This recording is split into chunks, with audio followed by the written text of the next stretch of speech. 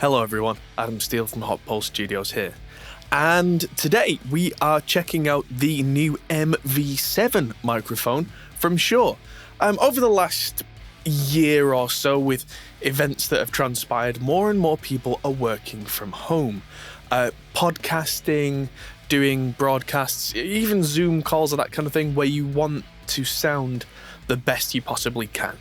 And the generally accepted advice for most people is get yourself a really good interface, like this new ID4 Mark II from Audient or something like that, and a Shure SM7B, because these are generally regarded to be one of the most well-known and well-used radio broadcast style vocal mics, where you can be quite close and they sound really good.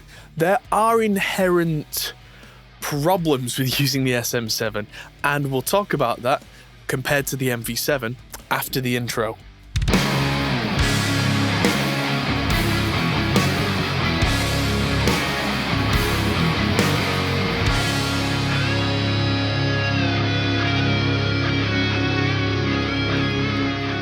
At this point, I just want to give a huge shout out to Gear for Music, the UK-based audio store who have provided this microphone for me. So the link in the description if you want to buy a Shure MV7 is a Gear for Music link, just as a thank you to them for helping out, and a thank you for Shure for putting all this together for me. So yeah, check out Gear for Music. Now, I've already talked about this once, but the video crashed and burned because of computer failures, which is certainly not Shure's fault. But the MV7 is in many ways a replacement for the SM7B. I say in many ways because not in every way. These are both large diaphragm dynamic microphones, which means they're relatively insensitive to background noise. And it also means that these are particularly good for voice work because they can sound nice and thick and full, and they can be, like I said, just not trying to pick up every little detail and nuance that's going on in the room. The SM7B, or at least the old SM7 before the B revision, was famously used by Michael Jackson for a lot of his vocals. That's something that has really no bearing on the modern voiceover thing, but you know, it's a good thing to know. It's a nice little piece of trivia. And the SM7B is something that sounds right on a lot of people. The downside is it's a very, very quiet microphone.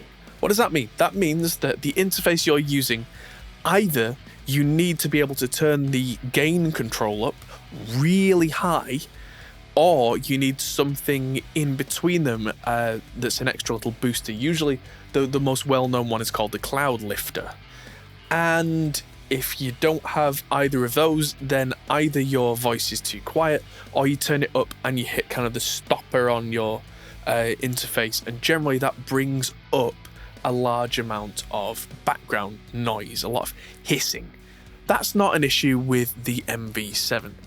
But the real cool features of the MV7, and where if you're working from home a lot, you might want to get yourself one of these, is the extra connector. So these both have an XLR, which is kind of the accepted standard for a microphone output, but the MV7 also has USB. Now, generally in the past, my recommendation, if anybody has said, I'm going to use a USB microphone, has been, don't do it, throw it in the trash, they're terrible, just don't. And Shure seemed to have come along and corrected that, because with USB microphones, you need a preamp inside the microphone so that it then gets converted to a level that's usable, then gets sent out, converted to digital, straight over USB to the computer to do with what you need. And a lot of microphone manufacturers who do that are cutting corners to build them to a price point, and so the result is terrible usually. There's so much background noise, it's disgusting. However, Shure haven't done that, and this is the first USB microphone that I've used where I can proudly say I'm now using it in my home podcasting, broadcasting, live stream setup, and as an audio nerd, it works for me. Now, you can hear the MV7 right now, but I'm going to take this to my little home office and compare it to the SM7B, do a bit of a backwards and forwards comparison, and then also switch to USB and then look at some of the cool features, because this has a headphone out inbuilt which is quite reasonable, but it also has compression, it also has kind of a bright and dark control. So it's got EQ inbuilt, but it's not overly technical. It's not the most scary kind of, you don't know what you're looking at, you don't know what to do kind of thing. And I, as a complete audio nerd who is constantly tone chasing and trying to get the best out of everything, I use this on its automatic USB mode because it sounds that good. So let's cut to the home office and show you that. So this is my little kind of home office where I do a lot of editing and I do my weekly podcast. As you can see right now, I'm using the Shure SM7B, the old school microphone, one of the most heavily recommended podcast microphones. And I'm using the brand new, it's hard to see because I'm currently using it, Audient ID14 Mark II interface, which is crystal clear, but is not cheap. That's the thing. This is what I'm trying to get out with this whole video, really, is that if the only thing you want to do is something like single microphone, podcast, or voiceover, this is where the MV7 is probably going to shine, because the ID14 there is great, but it's about £200, so what, $220, $240. This thing is over £300, so this is over $400-ish. That's really adding up compared to the MV7, which if I tighten this, because I've been swinging it around, the MV7.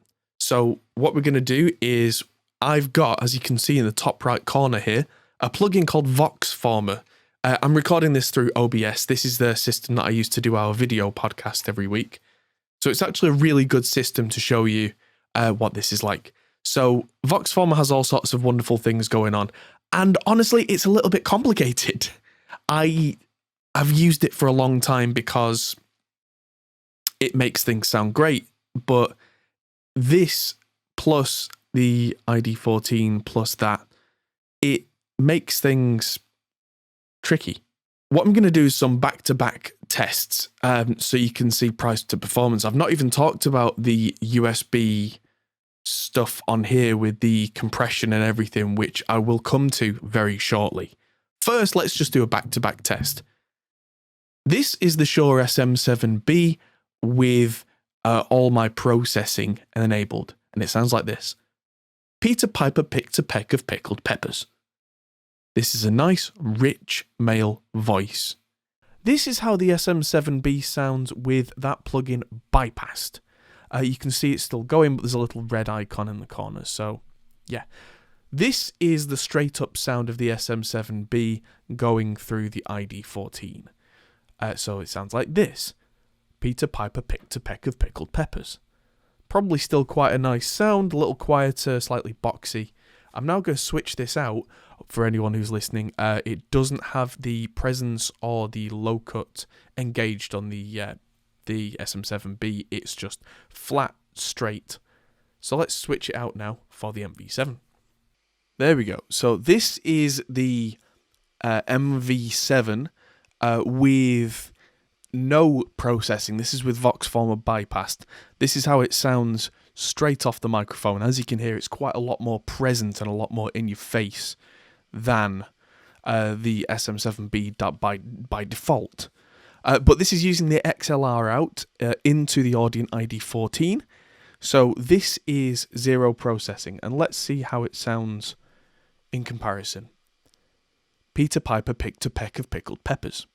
So if I now turn on the processing, you will see that it's compressing a little more and it probably doesn't need some of this EQ scoop here, but I'm going to leave it like that for comparison purposes. If you've got EQs and that kind of thing and you don't like the sound of this, you can always change it to taste. That's how I did it with the SM7B. This is just straight up back to back. There's not as much of that full warmth, but again, tweakable. And if you're using it via USB, as you'll see in a couple of minutes, you can have that low end fullness back. So, Peter Piper picked a peck of pickled peppers.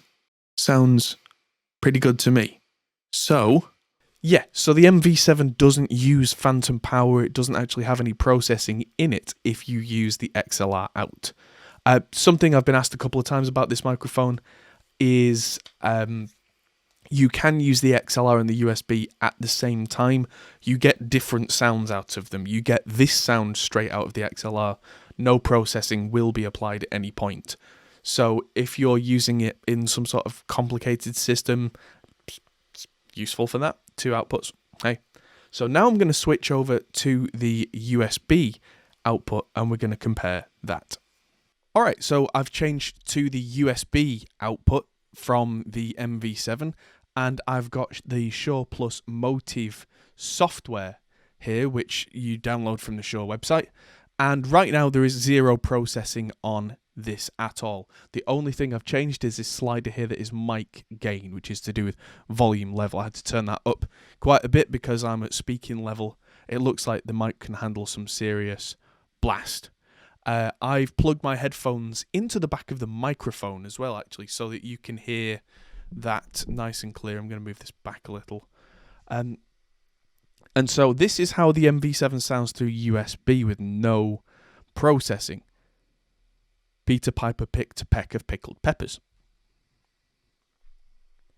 Now, as you can see here, there are choices to high pass, put presence, peak on, or both, which is very much like the SM7B has those choices as well. I personally like to leave them off on manual, always did. But there is a limiter here so that if I get really loud, it won't clip because nobody likes clipping. And then there's a slider for compression, which I can go, whoa, there we go. I can really go heavy with that. And that will then mean that the level is much nicer. So this is with, let's go with the presence boost as well, because it's subtle, but it's there. And let's say so this is manual mode with the limiting. In fact, I'm going to make this window a little bigger so you can see the whole thing. So this is the MV7 over USB with the compression limiting EQ. Still on manual mode.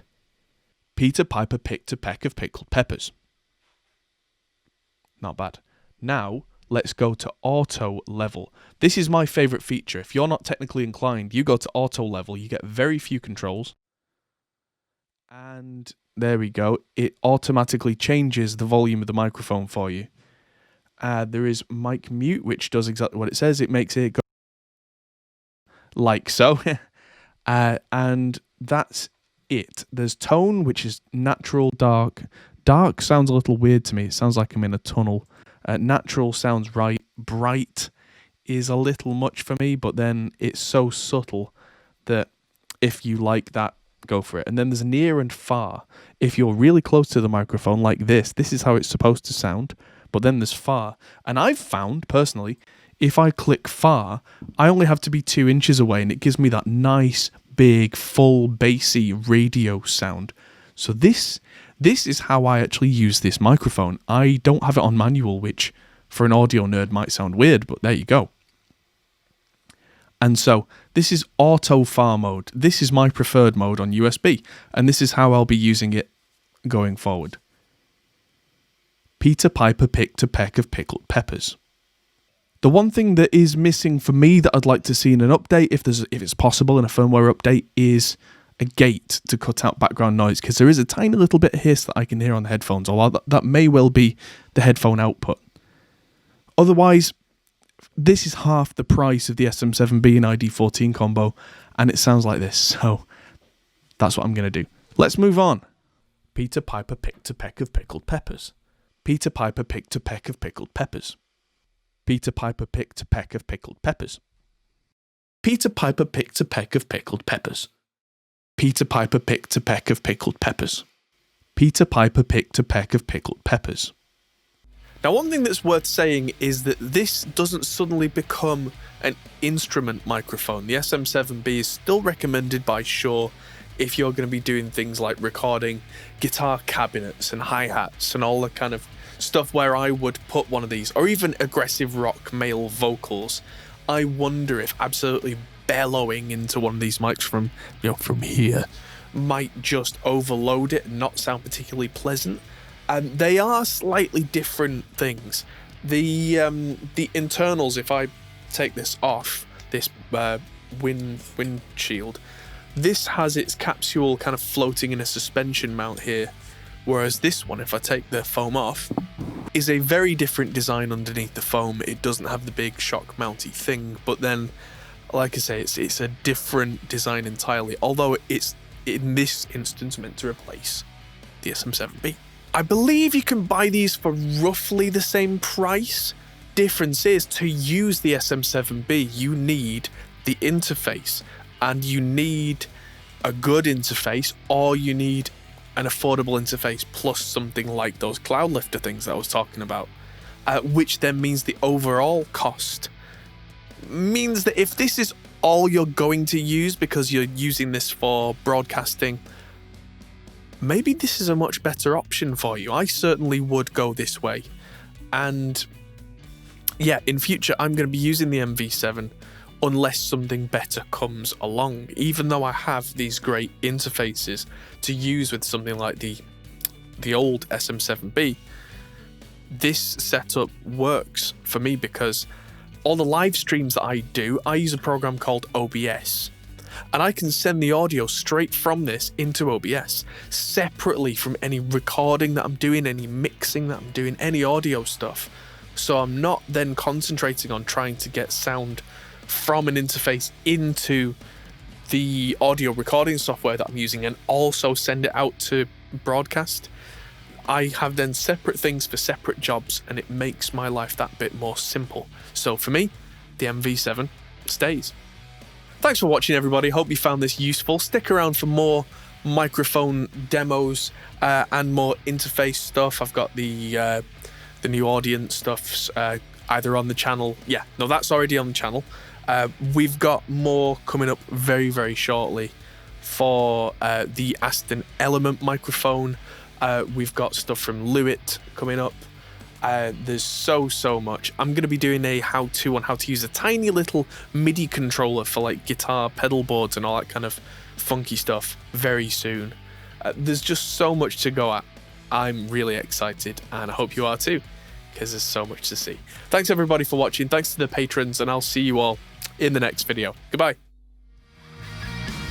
Hey everyone. That might be the end of the video, but if you fancy carrying on this conversation, we have a Discord server, link is in the description. We're also on Patreon, which is something you can really help us with. We also are on Facebook, Instagram and Twitter at Hot Pole Studios. See you there.